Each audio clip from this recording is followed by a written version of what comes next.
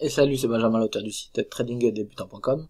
Alors aujourd'hui, je voulais parler d'un petit biais psychologique qu'on aime beaucoup avoir et que j'ai remarqué sur moi-même en fait.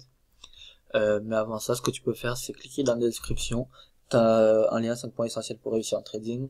Aussi, en bas de la description, t'as mon pseudo Snap. Je vais faire un compte Snapchat sur lequel je partage pas mal de trucs régulièrement au long de la journée. Ça peut être intéressant. Et aussi, tu peux mettre un pouce bleu, tout simplement.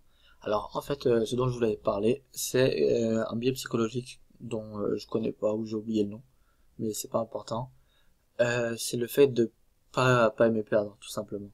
C'est-à-dire que des fois, on va préférer surveiller un trade, par exemple. En fait, là, je vais te prendre l'exemple que j'ai vécu récemment. Ça va être beaucoup plus parlant. J'avais deux trades ouverts.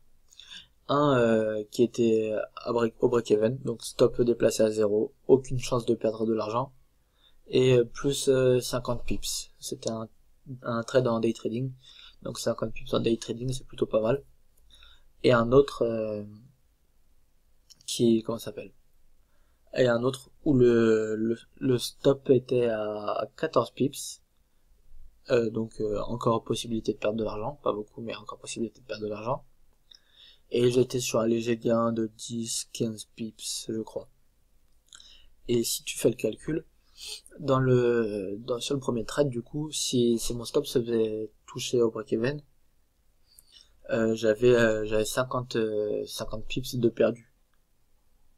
Alors que si sur le second trade, mon stop se faisait toucher à moins 15 pips, j'avais perdu 30 pips. Donc en l'occurrence, le premier trade, il était censé être plus important pour moi que le second.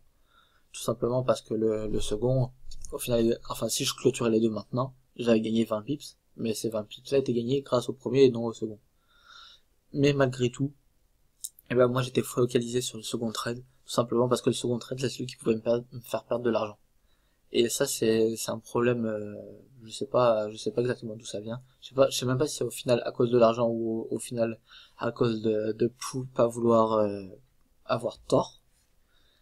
Mais par contre, ce que je sais, c'est que c'est un vrai problème à régler.